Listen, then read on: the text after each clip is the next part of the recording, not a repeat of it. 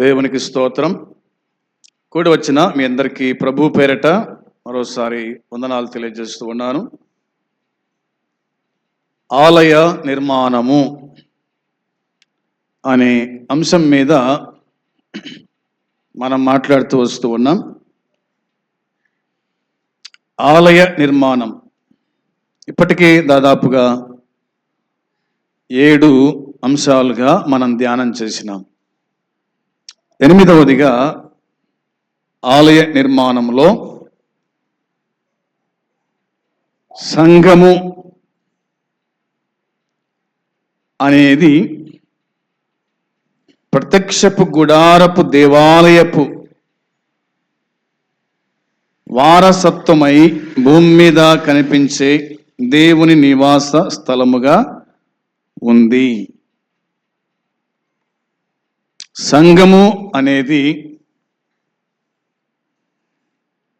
ప్రత్యక్ష గుడారపు దేవాలయపు వారసత్వమై భూమి మీద కనిపించే దేవుని నివాస స్థలముగా ఉంది. దినవృత్తాంతములు 2వ గ్రంథం 3వ అధ్యాయం 1వ వచనం. దినవృత్తాంతములు 2వ గ్రంథం 3వ అధ్యాయము 1వ వచనం. తరువాత సొలొమోను యెరూషలేములో తన తండ్రి అయిన దావీదునకు యెహోవా ప్రత్యక్షమైనప్పుడు మోరియా పర్వతమందు దావీదు సిద్ధపరిచిన స్థలమున యెబూసీయుడైన ఒర్నాను కళ్ళమందు దావీదు ఏర్పరిచిన స్థలమున యెహోవాకు ఒక మందిరమును కట్టనారంభించెను. దేవుడు ఈ మాటలు దీవించి మనకు అనుగ్రహించినట్లుగా ప్రభు సహాయాన్ని మనము కోరుకుందాం.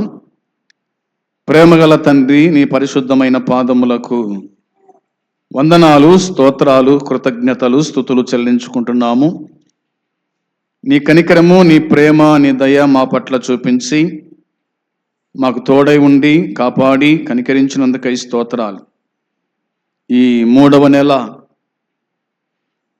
మీరు మాకు అనుగ్రహించినందుకై స్తుతిస్తున్నాం. ఈ ప్రభు దినమందు నిన్ను ఆత్మతో సత్యముతో ఆరాధించుటకు మాకిచ్చిన ఈ భాగ్యాన్ని బట్టి స్తోత్రాల స్తుతులు చెల్లించుకుంటున్నాం. చదువుకున్న లేఖన భాగం దీవించి ఆశీర్వదించండి. చదవబోయే లేఖన భాగాలు కూడా దీవించి ఆశీర్వదించండి. మీరే మాతో మాట్లాడుమని మాకు వినగలిగే చెవు, గ్రహించే మనసు దయచేయండి. పాపక్షమాపణ దయచేయండి. పరిశుద్ధత దయచేయండి. దేవా, దీనదాసుని మరుగుపరిచి మీరు మాట్లాడుమని మా ప్రభు అయిన యేసుక్రీస్తు పరిశుద్ధమైన నామమున స్తోత్రం చెల్లించి స్తుతించి అడిగి వేడుకుంటున్నాము తండ్రి. ఆమేన్. ఈ వచనాల్లో లేదా ఈ వచనములో మనకు కనిపించేటువంటి ఒక స్థలం పేరేమిటంటే ఒర్నాను కళ్ళము అని ఉంది. ఒర్నాను కళ్ళం. కళ్ళము అనగా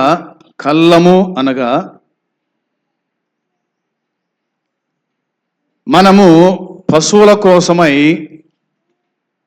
గడ్డివాములను భద్రం చేసే స్థలాన్ని ఏమంటారు? కళ్ళము అంటారు. రూతు గ్రంథములో కూడా కళ్ళము అనే పేరు కనిపిస్తుంది. ధాన్యమును కళ్ళములో పోసి తూర్పారబట్టేటువంటి స్థలాన్ని కళ్ళము అంటారు. ఈనాడు కళ్ళాలు కనిపించవు. ఈనాడు కళ్ళము అనేది కనిపించదు. ఒకవేళ ఉండొచ్చు, ఎక్కడైనా పశువులు కలిగిన వారికి కళ్ళం ఉండొచ్చు. కళ్ళమ్మునకు వారి స్థలం మట్టుకు ఏం చేస్తారంటే కంప వాత్తారు. ఇంతకుముందు కంప వాతుండ్రి, ఇప్పుడు స్తంభాలు వాతి దానికి తీగలు కడుతూ ఉన్నారు. ఆనాడు కంప వాతే వాళ్ళు ఈనాడు స్తంభాలు వాతి దానికి కంపతీగ కడుతూ ఉన్నారు. అందులోకి పశువులు జొరబడకుండా భద్రత చేస్తూ ఉన్నారు. కళ్ళము అంటే ఇది ఎవరి కళ్ళమని మనకు అర్థమవుతుంది? యెబూసీయుడైన వర్ణాను కళ్ళమందు. అవునా? వర్ణాను అంటే అర్థం ఏమిటి? వర్ణాను అంటే అర్థం ఏమిటి? ఫుట్నోట్లో కనిపిస్తుంది అన్నమాట. ఔరానా అని నా దాంట్లో ఉంది. సరే, ఏదేమైనా కళ్ళము అందులో దావీదు ఏర్పరిచిన స్థలమున యెహోవాకు ఒక మందిరమును కట్టనారంభించెను. ఎవరు? సొలొమోను. అవునా? సొలొమోను అని మనకు మొదటి వచనమే చెప్తున్నమాట. సొలొమోను వర్ణాను కళ్ళమందు దావీదు ఏర్పరిచిన స్థలమందు, దేవుడు చూపించినటువంటి స్థలమందు ఒక మందిరాన్ని కట్టడానికి సొలొమోను సిద్ధపడినట్టుగా వాక్యము చెబుతుంది. కాబట్టి దీని వివరాలు మనకు మొదటి దినవృత్తాంతముల గ్రంథములో కనిపిస్తాయి. చూద్దామా? దినవృత్తాంతములు మొదటి గ్రంథము 21వ అధ్యాయము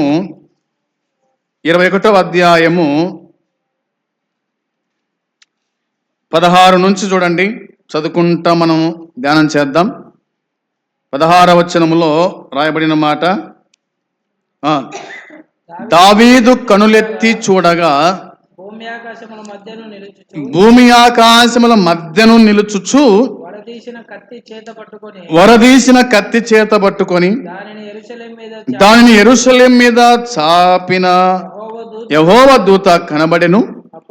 అప్పుడు దావీదును పెద్దలను గోనె బట్టలు కప్పుకొనిన వారై సాష్టాంగ పడిరి అని ఉంది.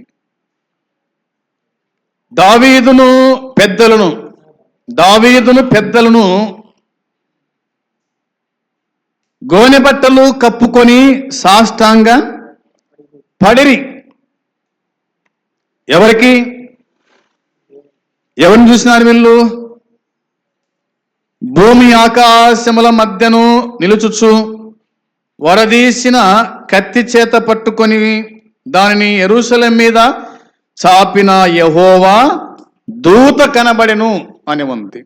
యెహోవా దూత కనబడెను. పాత నిబంధన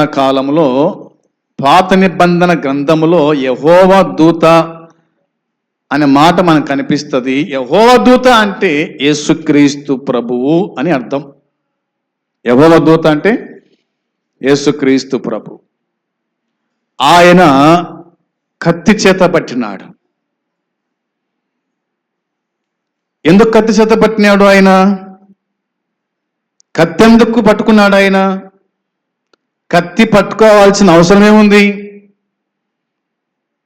ఉంది. ఏంటి అంటే ఏమి లేదు.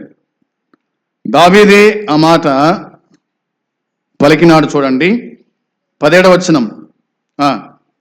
వచనంలో దావీదు జనులను ఎంచుమని ఆజ్ఞ ఇచ్చిన వాడను నేనే కదా, పాపము చేసి చెడుతనము జరిగించిన వాడను నేనే కదా, గొర్రెల వంటి వారకు వీరేమి చేసిరి, నా దేవుడవైన యెహోవా బాధ పెట్టు నీ చేయి నీ జనుల మీద నుండకుండా నా మీదను నా తండ్రి ఇంటి వారి మీదను ఉండనిమ్మని దేవునితో మనవి చేశాను. ఎందుకంట అర్థమైంది కదా. దేవుని దూత ఎందుకు ఖడ్గం పట్టుకున్నాడు? దేవుని దూత ఎందుకు అమాయకులైన ఇశ్రాయేలు ప్రజలను చంపుతూ ఉన్నాడు అంటే, ఇశ్రాయేలు సైన్యమునకు తలగా ఉన్నటువంటి రాజు దావీదు తప్పు చేశాడు కాబట్టి, పాపం చేశాడు కాబట్టి. అది ఆయనే అన్నాడు, అవునా? జనులను ఎంచుమని ఆజ్ఞ ఇచ్చిన వాడును నేనే కదా అన్నాడు. అంటే దేవుడని చెప్పలేదు జనులను లెక్కించు, జనసంఖ్య చెయ్యి, ఎంతమంది ఉన్నారో అని దేవుడని చెప్పలేదు. కానీ దావీదే తీర్మానము తీసుకున్నట్టుగా మనం చూస్తాం. ఇంకేమంటాడు ఆయన? పాపము చేసి చెడుతనము జరిగించిన వాడు నేనే కదా. అంటే పాపం చేసింది, చెడుతనం జరిగించింది ఎవరు? దావీదే. నేనే కదా, నేనే కదా, నేనే కదా అని పలుకుతూ ఉన్నాడు. ఇంకేమన్నాడంటే గొర్రెల వంటి వారగు వీరేమి చేసిరి దేవా, గొర్రెల వంటి వారు వీరేం చేసినారయ్యా? చేసిందంతా నేను. కాబట్టి నన్ను శిక్షించు, నా తండ్రి ఇంటిని శిక్షించు, మేము పాపం చేసినాము, మమ్మల్ని సంహరించు, నీ కత్తి మా మీద పడేటట్టు చెయ్యి అని దావీదు అంటున్నాడు. ఇంకేమన్నాడు దావీదు అంటే, నా దేవుడవైన యెహోవా బాధపెట్టు నీ చెయ్యి, బాధపెట్టు నీ చెయ్యి నీ జనుల మీద ఉండకుండా నా మీదను, నా తండ్రి ఇంటి వారి మీదను ఉండనిమ్మని దేవునితో మనవి చేసినాడు. దేవునితో మనవి చేసినాడు. ఆయన బాధ పెట్టగలడు, అదే చేతితో మనల్ని దీవించగలడు, ఆశీర్వదించగలడు కూడా. ఎందుకు బాధ పెడతాడు దేవుడు? పాపం చేస్తే దేవుడు బాధ పెడతాడు, చెడుతనం జరిగిస్తే దేవుడు బాధ పెడతాడు. అదే మంచి జరిగిస్తే కనుక దేవుడు దీవెన మనకుంటుంది. 18వ వచనం, యెబూసీయుడైన ఒర్నాను కళ్ళమునందు యెహోవాకు ఒక బలిపీఠమును కట్టించుటకై దావీదు అచ్చటికి వెళ్ళవలనని దావీదునకు ఆజ్ఞ ఇమ్మని యెహోవా దూత గాదునకు సెలవీయగా అని ఉంది. జరిగిపోయింది, ఎంతో మంది చనిపోయినారు.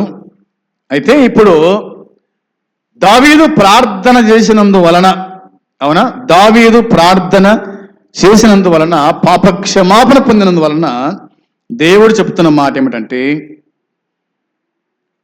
యెబూసీయుడైన ఒర్నాను కళ్ళమందు యెహోవాకు ఒక బలిపీఠం కట్టుటకై దావీదు అచ్చటకి వెళ్ళాలని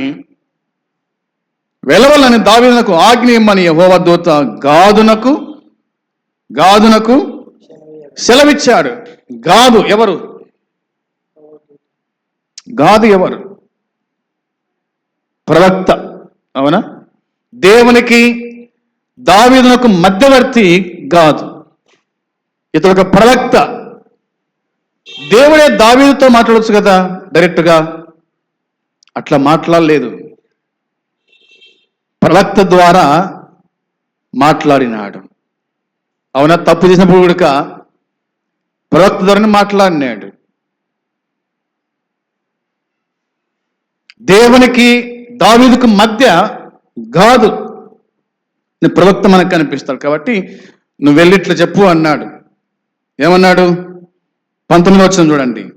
యెహోవా నామమున గాదు పలికిన మాట ప్రకారము దావీదు వెళ్ళెను అని ఉంది. దావీదు వెళ్ళెను. దావీదు దేవుని మాట విన్నాడు. దావీదు గాదు మాట విన్నాడు. అది యెహోవా మాట, అది ఆయన మాట కాదు. ఎవరి మాట కాదు? చూడండి, యెహోవా నామమున గాదు పలికిన మాట, యెహోవా నామమున గాదు పలికిన మాట, అది యెహోవా మాట, అది తన మాట కాదు అనేది మనకు అర్థమవుతూ ఉంది. ఏం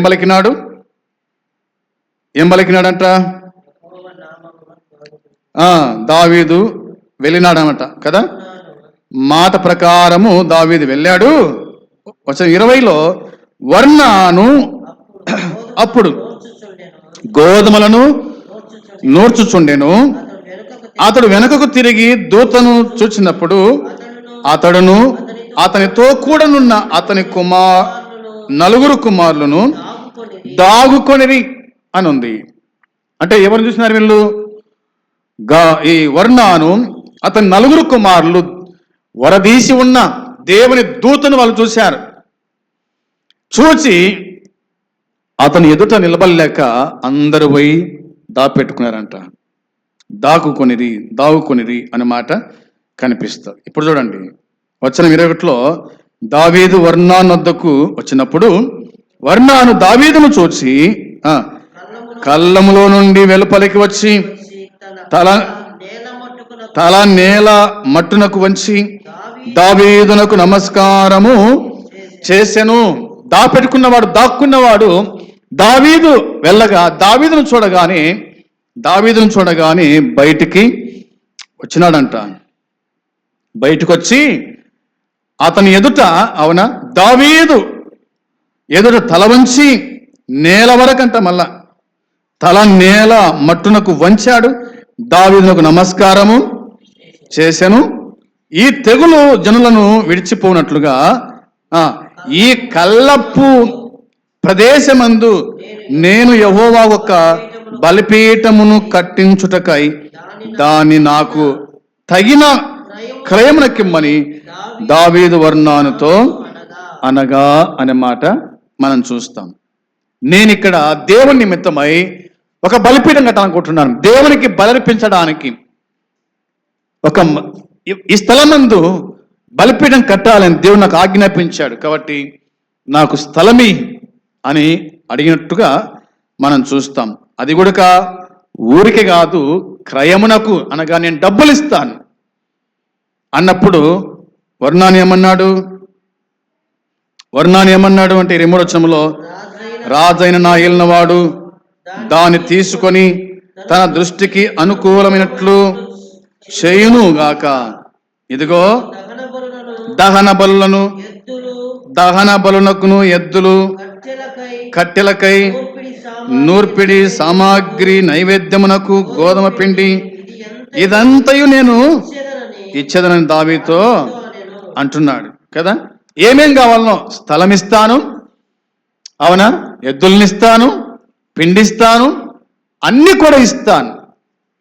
నేను ఇవ్వడానికి సిద్ధంగా ఉన్నాను. ఎందుకంటే తెగులు ఆగిపోవాలా, అవునా, ఆ తెగులు ఆగిపోవాలి కాబట్టి నేను ఇస్తా అంటే రాజేమంటున్నాడు దావీదు 24వ వచనంలో, రాజైన దావీదు అట్లు కాదు, నేను నీ సొత్తును ఊరక తీసుకొని యెహోవాకు దహన బలులను అర్పించను, న్యాయమైన క్రయధనమిచ్చి దాన్ని తీసుకొందునని వర్ణానుతో చెప్పి ఆ భూమికి 600 తులముల బంగారమును అతనికి ఇచ్చెను అని ఉంది. దేవునికి బలి ఇవ్వడానికి, దేవునికి బలిపీఠం కట్టడానికి ఒకరి చేత తీసుకోవడమా, నీ చేత నేను తీసుకోవడమా, అది కాదు. నేనే నీకు డబ్బులు ఇస్తా అని తీసుకున్నట్టుగా వాక్యం చెప్ప. ఇదే మాట ఎక్కడ కనిపిస్తుంది అంటే, అబ్రహాము భార్య శారా చనిపోయిన తర్వాత మరి ఆ ప్రదేశం ఉన్న వారిని పోయి అడిగాడు, అబ్రహాం, నా భార్య చనిపోయింది, నా కండ్ల ముందు నా భార్య ఉండకుండా ఆమెను సమాధి చేయడానికి అదిగో పలాని గుహ నాకు క్రయమునకి ఇవ్వండి అంటే, అది కాదు, నువ్వు మాకు రాజుగా ఉన్నావు, పెద్దగా ఉన్నావు, ఇక్కడ మేము ఊరికనే ఇస్తామంటే అది కుదరదు, డబ్బు చెల్లిస్తా, వేల చెల్లిస్తా అని చెప్పినట్టుగా మనం చూస్తాం. అదేవిధంగా నిన్ను నన్ను రక్షించడానికి కూడా యేసుక్రీస్తు ప్రభువారు తన రక్తాన్ని, తన దేహాన్ని వెలగా ఆయన చెల్లించినాడు అనేటువంటి మాటలు మనకు బైబిల్లో మనం చూడగలుగుతున్నాం. ఇంకేమన్నాడు అంటే 26వ వచనం చూడగా, పిమ్మట దావీదు యెహోవాకు అచ్చట ఒక బలిపీఠమును కట్టించి దహన బలులను సమాధాన బలులను అర్పించి యెహోవాకు మొరపెట్టగా ఆయన ఆకాశముల నుండి దహన బలిపీఠం మీదికి అగ్ని వలన అతనికి ప్రత్యుత్తరమిచ్చెను. యెహోవా దూతకు ఆజ్ఞాపింపగా అతడు తన కత్తిని మరలా వరలో వేసెను. యెబూసీయుడైన వర్ణాను కళ్ళ మందు యెహోవా తనకు ప్రత్యక్షం ఇచ్చెనని దావీదు తెలుసుకొని అచ్చటనే బలి అర్పించెను. మోసే అరణ్యమందు చేయించిన యెహోవా నివాసపు గుడారమును దహన బలిపీఠమును ఆ కాలమందు గిబియోనులో నుండి ఉన్నత స్థలమందు ఉండెను. దావీదు యెహోవా దూత పట్టుకొనిన కత్తికి భయపడిన వాడై దేవుని యొద్ద విచారించుటకు ఆ స్థలమునకు వెళ్ళలేకుండెను. దావీదు గుడక భయం అయిపోయింది. భయపడ్డాడు దావీదు గుడక. దేవునికి భయపడినాడు, మనుషులకు కాదులేండి. మనుషులకు ఎప్పుడు భయపడలేదు. దావీదు గుండె ఎలాంటి గుండె అంట? దావీదు గుండె సింహము లాంటి గుండెనంట. అలాంటి వాడు ఏ మనిషికి భయపడు, కానీ దేవునికి మాత్రం భయపడినాడు, దేవునికి భయపడ్డాడు అనే మాట మనకు అనిపిస్తూ ఉంది. మంచిది. దేవుని మందిరాన్ని, దేవుని ఆలయమును సొలొమోను కట్టినట్టుగా ఇందులో మనం చూస్తాం. దావీదు ఎక్కడైతే బలిపీఠం కట్టినాడో అక్కడనే సొలొమోను కూడా దేవుని ఆలయాన్ని, దేవుని మందిరాన్ని కట్టినట్టుగా దేవుని వాక్యం మనకు గుర్తు చేస్తూ ఉంది. మరికొన్ని విషయాలు ప్రభు చిత్తమైతే మనం మరలా ధ్యానము చేసుకుందాం. ప్రభు యొక్క సంఘం, ఆయన సంఘం, ఆయన మందిరం, అది దేవుని యొక్క సురక్తిని సంపాదించిన సంఘము అనే మాటలన్నీ కూడా మనము జ్ఞాపకం చేసుకుంటూ దేవుని సన్నిధిలో మనం ముందు కొనసాగేవారుగా ఉండాలి. అదే ప్రకారంగా దేవుని నిమిత్తమై, ఈ మాట చదువుదాంలేండి, దేవుని పని నిమిత్తమై దేవుడు ఏం చెప్పినాడో ఆ మాట చదవండి ఒకసారి. మత్తయి సువార్త 5వ అధ్యాయంలో యేసు ప్రభు ఇట్లా చెప్పినాడు.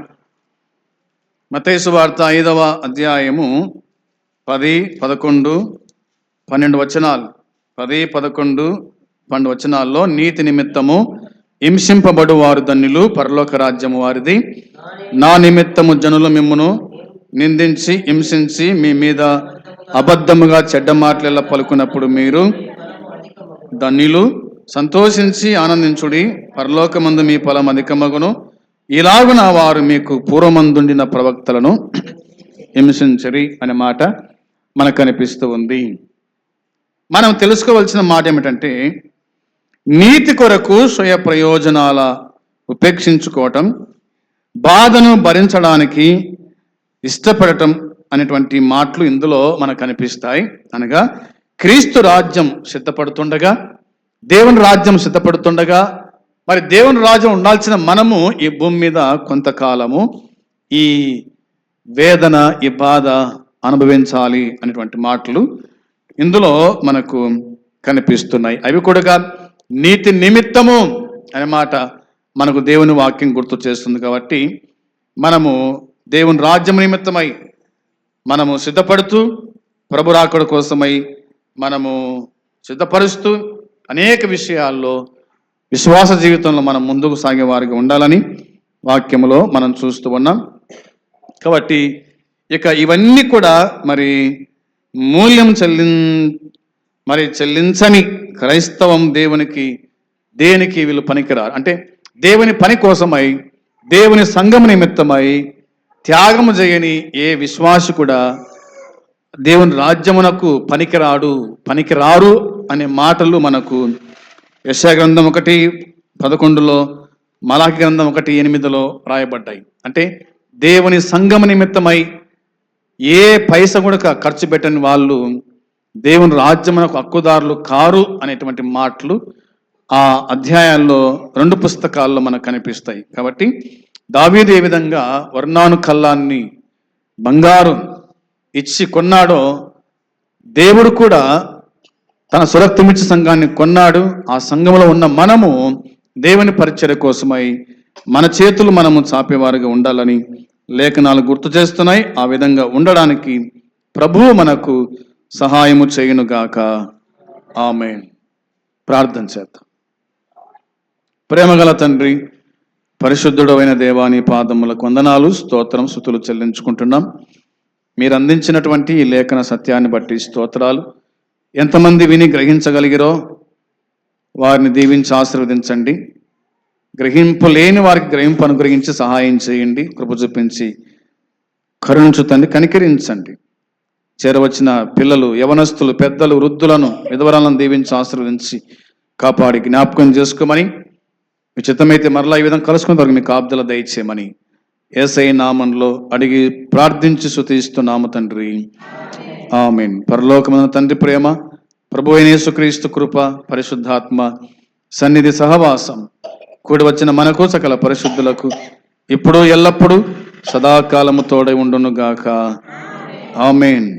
అందరికీ వందనాలు.